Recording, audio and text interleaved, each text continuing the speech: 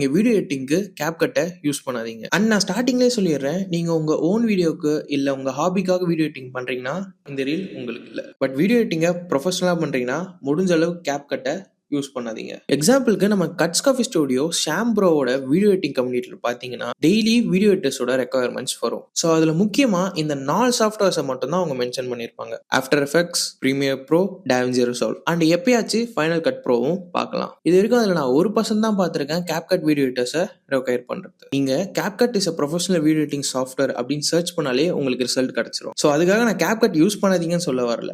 நீங்கள் video எடிட்டிங்கோட starting ஸ்டேஜில் இருந்தால் தாராளமாக நீங்கள் யூஸ் பண்ணி கற்றுக்கலாம். பட் நீங்க போக போக அப்கிரேட் ஆகிக்கோங்க தான் சொல்ல வரேன். இந்த வீடியோவில் நம்ம பிரேக் டவுன் தான் பண்ண போறோம். எது அப்படின்னு பார்த்தீங்கன்னா அந்த CapCut வீடியோவில் பார்த்த இந்த 3 போர்ஷனுமே தான்.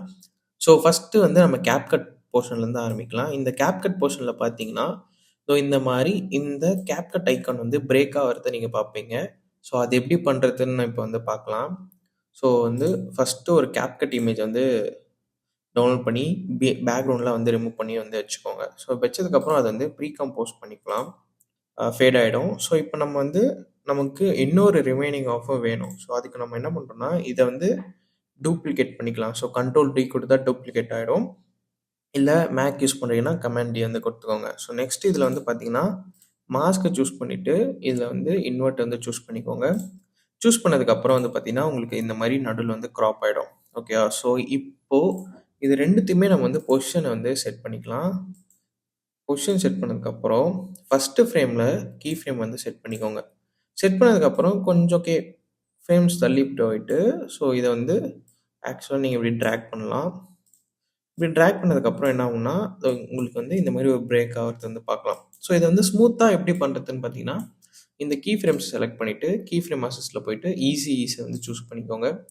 சூஸ் பண்ணிவிட்டு இந்த கிராஃப் ஓப்பன் பண்ணிவிட்டு இந்த ரைட் ஹேண்ட் சைடில் இருக்கிறத towards left hand side track பண்ணிக்கோங்க. ஸோ ட்ராக் பண்ணதுக்கப்புறம் பார்த்தீங்கன்னா இந்த மாதிரி உங்களுக்கு ஸ்மூத்தாக கொஞ்சம் இருக்கும். உங்களுக்கு இன்னும் கொஞ்சம் ஸ்லோவாக வேணும் அப்படின்னா இந்த கீ ஃப்ரேம்ஸை இன்னும் கொஞ்சம் மூவ் பண்ணிங்கன்னா அந்த மாதிரி ஸ்லோவாக கிடச்சிரும். அண்ட் நெக்ஸ்ட் பார்த்தீங்கன்னா இதுக்கு எப்படி நம்ம ரெட் கலர் கொடுத்தோம் அப்படின்னு பார்க்கலாம். ஸோ இந்த மாதிரி ரெட் கலர் எப்படி ஒயிட் டு ரெட் மாறுச்சு அப்படின்னு பார்க்கலாம். ஸோ அதுக்கு நம்ம என்ன பண்ணுறோம்னா ஸோ ஜஸ்ட் டிண்ட் அப்படின்ற ஒரு ஆப்ஷன் இருக்கும். ஓகேவா? ஸோ டிண்ட்டை இங்கே CapCutலேருந்து பேஸ்ட் பண்ணிவிட்டு இங்கே ஒயிட் இருக்குல்ல, ஸோ இங்கே பார்த்தீங்கன்னா இந்த ஸ்டாப் வாட்ச் கீ ஃப்ரேம் இருக்கும். அதை செலக்ட் பண்ணிவிட்டு இந்த நம்ம செலக்ட் பண்ண இந்த லேயரில் ப்ரெஸ் பண்ணிங்கன்னா உங்களுக்கு அந்த கீ ஃப்ரேமோட இது வந்துடும்.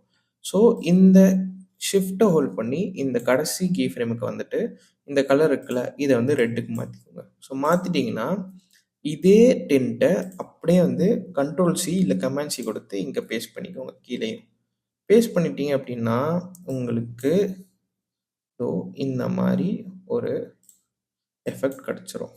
ஓகேவா? ஸோ இப்போ ப்ளே பண்ணிங்கன்னா உங்களுக்கு இந்த மாதிரி ரெட்டு மூவ் ஆகிறத நீங்கள் பார்க்கலாம். ஸோ ஓகேவா? ஸோ இதை கண்ட்ரோல் காப்பி பண்ணிவிட்டு ப்ளஸ் இதில் பேஸ்ட் பண்ணாலே போதும். இந்த மாதிரி உங்களுக்கு எஃபெக்ட் கிடச்சிரும். அண்ட் நெக்ஸ்ட் நம்ம சாலிட் கலரை மாற்றிக்கலாம். பிளாக்லேருந்து ஒயிட்டுக்கு மாற்றிக்கிறேன். ஸோ மாற்றிட்டு இப்போ நம்ம என்ன பார்க்க போகிறோம்னா இந்த பார்டரை நான் எப்படி கிரியேட் பண்ணேன் அப்படின்னு பார்க்கலாம். ஸோ அது கிரியேட் பண்ணுறது ரொம்ப சிம்பிள் தான். So just title and action சேஃப்னு இருக்குல்ல இதை சூஸ் பண்ணிங்க அப்படின்னா உங்களுக்கு இந்த மாதிரி ஒரு பார்டர் வரும். ஸோ இந்த பார்டரை நான் பென் டூலை வச்சு ஸோ கரெக்டாக அந்த லைனில் இந்த மாதிரி ஒரு லைன் கிரியேட் பண்ணிக்கிறேன். அண்ட் நெக்ஸ்ட் பார்த்தீங்கன்னா இது ஃபில்லை ஆஃப் பண்ணிக்கோங்க. ஃபில் ஆஃப் பண்ணிவிட்டு ஸ்ட்ரோக்கை ஆன் பண்ணிக்கோங்க. அண்ட் ஸ்ட்ரோக்கோட வேல்யூ உங்களுக்கு என்ன வேல்யூ வேணுமோ அட்ஜஸ்ட் பண்ணி வச்சுக்கலாம். ஸோ இப்போ பார்த்தீங்கன்னா எனக்கு இந்த மாதிரி ஒன்று ஸ்ட்ரோக் கிரியேட் ஆகிடும். ஓகேவா? நெக்ஸ்ட் பார்த்தீங்கன்னா நம்ம ஸ்டார்டிங்கில் ஒரு பிளர் பார்த்துருப்போம். ஆக்சுவலாக இந்த வீடியோ ஸ்டார்டிங்கில் ஒரு பிளரில் இருந்து இந்த பிளரில் இருந்து உங்களுக்கு ரிவீல் ஆகிற மாதிரி பார்த்துருப்போம். ஸோ அந்த பிளர் எப்படி நம்ம கிரியேட் பண்ணலாம் அப்படின்னா அட்ஜஸ்ட்மெண்ட் லேயர் இருக்குல்ல, ஸோ அட்ஜஸ்ட்மெண்ட் லேயரை நம்ம என்ன பண்ணுறோன்னா ஆட் பண்ணிக்கலாம். ஸோ அட்ஜஸ்ட்மெண்ட் லேயரை ஆட் பண்ணிவிட்டு இதை கொஞ்சம் ஷார்ட் ஆக்கிட்டு நமக்கு ஒரு 5 ஃப்ரேம்ஸ் கிட்ட போதும். ஸோ அதை Ctrl+Shift+D ஆர் Command+Shift+D ப்ரெஸ் பண்ணி கிளியர் பண்ணிக்கலாம். கிளியர் பண்ணிட்டு காஷியன் பிளர் நீங்கள் பிளர்ன்னு சர்ச் பண்ணாலே உங்களுக்கு நிறைய ஆப்ஷன் இருக்கும். இதில் நீங்கள் என்ன சர்ச் பண்ணணும் அப்படின்னா இந்த காஷியன் பிளர். ஸோ இதை இங்கே ட்ராக் அண்ட் ட்ராப் பண்ணிவிட்டு ஃபஸ்ட்டில் பார்த்தீங்கன்னா 0 இருக்குல்ல, ஸோ இங்கே ஒரு கீ ஃப்ரேம் செட் பண்ணிவிட்டு அதே மாதிரி இங்கே ப்ரெஸ் பண்ணிக்கோங்க. ப்ரெஸ் பண்ணது கொஞ்சம் இதோட கடைசி ஃப்ரேமில் போயிட்டு இன்னொரு கீ ஃப்ரேம் செட் பண்ணிக்கோங்க. செட் பண்ணிவிட்டு இந்த ப்ரீவியஸ் கீ ஃப்ரேமுக்கு வந்து போயிட்டீங்க அப்படின்னா இங்கே 0 இருக்குல்ல, இதை வந்து 22 அந்த மாதிரி வச்சுக்கோங்க. ஸோ வச்சிங்கன்னா உங்களுக்கு இந்த மாதிரி ஸ்மூத்தாக பிளர் வந்து ரிலீஸ் ஆகிறத நீங்கள் பார்ப்பீங்க. ஸோ இது இப்படி தான் வந்து அந்த பிளர் வந்து கிரியேட் பண்ணலாம். ஸோ உங்களுக்கு இன்னும் ஸ்மூத்தாக வேணும்னா நம்ம இந்த கீ ஃப்ரேம் செட் பண்ண மாதிரி நீங்கள் செட் பண்ணிக்கலாம். ஓகேவா? ஸோ நெக்ஸ்ட் வந்து பார்த்தீங்கன்னா டெக்ஸ்ட் ரிவீல். ஸோ டெக்ஸ்ட் ரிவீலுக்கு நான் வந்து பார்த்தீங்கன்னா ஒரு பிளக்இன் யூஸ் பண்ணுறேன், ப்ரீசெட்டிஃபை அப்படின்ட்டு. ஸோ இதோட லிங்க் வேணும்னா என்னோட டிஸ்கிரிப்ஷனில் இருக்கும். ஸோ செக் பண்ணி பாருங்கள். அண்ட் இது எப்படி நம்ம பண்ணலான்னா, இப்போ நான் ஜஸ்ட் ஒரு டெக்ஸ்ட் வந்து ஆட் பண்ணிக்கிறேன். ஸோ ஹாய் அப்புறம் வந்து ஆஷ் அப்படின்னு போட்டுறேன். ஸோ இதோட கலர் வந்து பிளாக்கு சூஸ் பண்ணிக்கலாம். சூஸ் பண்ணிவிட்டு ஓகே சொல்லிட்டு இப்போது இதை நம்ம வந்து இந்த டெக்ஸ்ட் இந்த பிளகின்ல வந்து பார்த்தீங்கன்னா வேர்ட் டவுன் அப்படின்னு இருக்கும், வேர்ட் ரைட்னு இருக்கும், கேரக்டர்ஸ் இருக்கும். ஸோ நான் வேர்ட் டவுன் கொடுத்தேன் அப்படின்னா எனக்கு நான் அந்த இதுக்கு பண்ண அனிமேஷன் எனக்கு வந்து வந்துடும். ஸோ ப்ளே பண்ணிங்கன்னா ஓகேவா? ஸோ இந்த அனிமேஷன் தான் வந்து பார்த்தீங்கன்னா இந்த டெக்ஸ்ட்லேயும் நான் வந்து பண்ணியிருப்பேன். ஸோ யூஸ் பண்ணாதீங்க அப்படின்ற இந்த டெக்ஸ்ட்லேயும் நான் இதுதான் யூஸ் பண்ணியிருப்பேன். ஓகேவா? ஸோ ஃபஸ்ட்டு இது நமக்கு வந்து முடிஞ்சுச்சு. நெக்ஸ்ட்டு வந்து பார்த்தீங்கன்னா நம்ம ப்ராஜெக்ட் ஃபைல்லே வந்து பார்த்தீங்கன்னா இருக்குது இந்த வீடியோ எடிட்டிங் பேஜ், அதாவது இந்த அனிமேஷன் நான் எப்படி பண்ணேன் அப்படின்ட்டு. ஸோ ஃபஸ்ட்டு வந்து இந்த பேக்ரவுண்ட், இங்கே பேக்ரவுண்டில் பார்த்தீங்கன்னா உங்களுக்கு வந்து கிரிட் இருக்கும். ஓகேவா? இதுதான் வந்து அந்த கிரிட். இந்த கிரிட் ஆக்சுவலாக எப்படி ஒர்க் ஆகும் அப்படின்னு பார்த்தீங்கன்னா, இப்போது இதில் வந்து பார்த்தீங்கன்னா நான் மாஸ்க் வந்து ஆட் பண்ணியிருப்பேன்ல. ஸோ இந்த மாஸ்க் நான் வந்து ரிமூவ் பண்ணேன்னா ஆக்சுவலாக இதுதான் என்னோட கிரிட். அண்ட் இதோட ஒப்பாசிட்டி வந்து பார்த்தீங்கன்னா கம்மி பண்ணியிருப்பேன். இதோட ஒப்பாசிட்டி ஃபுல்லாக இப்படி தான் இருக்கும். ஸோ நம்ம ஃபஸ்ட்டு என்ன பண்ணோம் அப்படின்னா, இதோட பிளெண்ட் மோட் இருக்குல்ல, இது வந்து டார்க் அண்ட் இருக்குது. இதை வந்து நம்ம மல்டிபிள் கூட சூஸ் பண்ணிக்கலாம். சூஸ் பண்ணிவிட்டு இதோட ஒப்பாசிட்டியை லைட்டாக கம்மி பண்ணதுக்கப்புறம் மாஸ்க் இருக்குது. ஸோ மாஸ்க்கை சூஸ் பண்ணிவிட்டு, மாஸ்க் மீன்ஸ் லைக் இந்த ரெக்டாங்கிளில் வந்து சூஸ் பண்ணிட்டீங்க அப்படின்னா உங்களுக்கு வந்து ஒரு மாஸ்க் க்ரியேட் ஆகும்.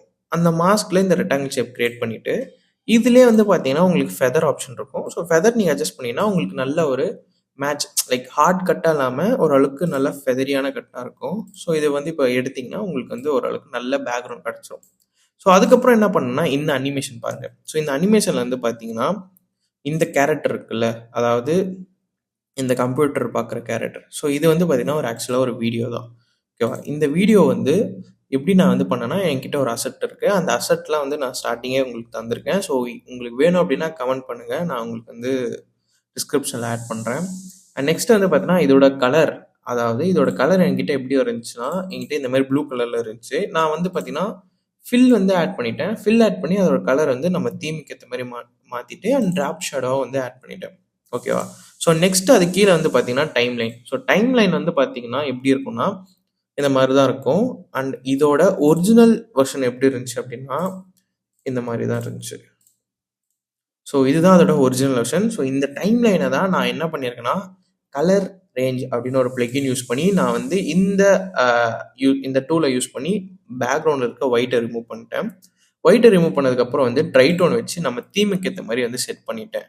ஸோ நம்ம தீமுக்கு ஏற்றதுக்கப்புறம் செட் பண்ணதுக்கப்புறம் காஷியன் பிளரை வந்து எதுக்கு ஆட் பண்ணியிருக்கேன்னா ஒரு சேஃப்டிக்காக ஆட் பண்ணியிருக்கேன். கொஞ்சம் டெப்த் எஃபெக்ட் வேணும் அப்படின்றதுக்காக. ஸோ வேணும்னா நான் வந்து இன்க்ரீஸ் பண்ணிப்பேன்.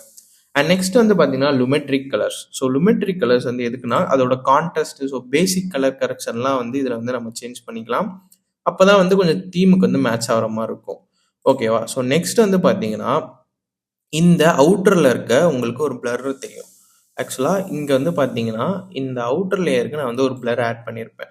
ஸோ அது எப்படி ஆட் பண்ணலாம் அப்படின்னா நம்ம வந்து இப்போ ஒரு அட்ஜஸ்ட்மெண்ட் லேயர் வந்து இங்கே கிரியேட் பண்ணிக்கலாம்.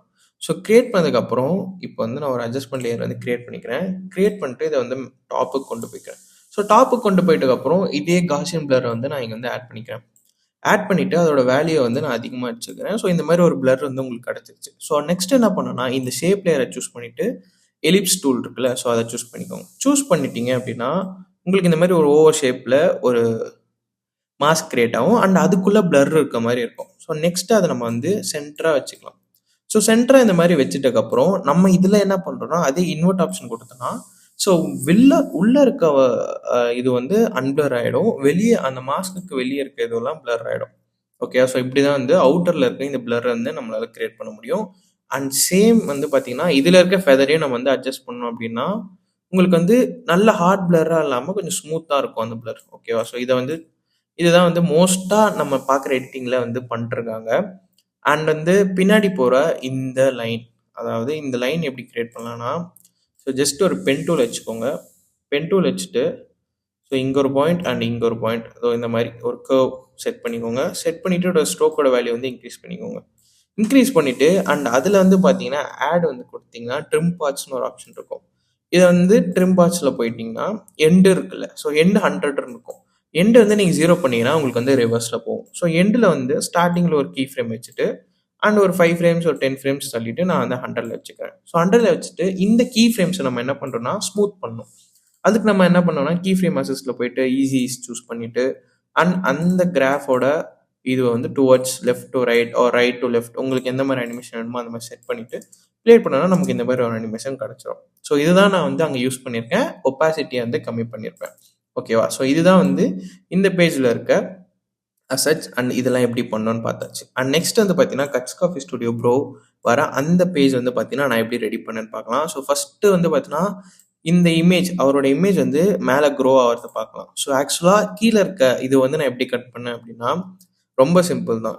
இப்போ நீங்கள் கீழே பார்த்தீங்கன்னா ஜஸ்ட் ஒரு நிமிஷம் இருங்க.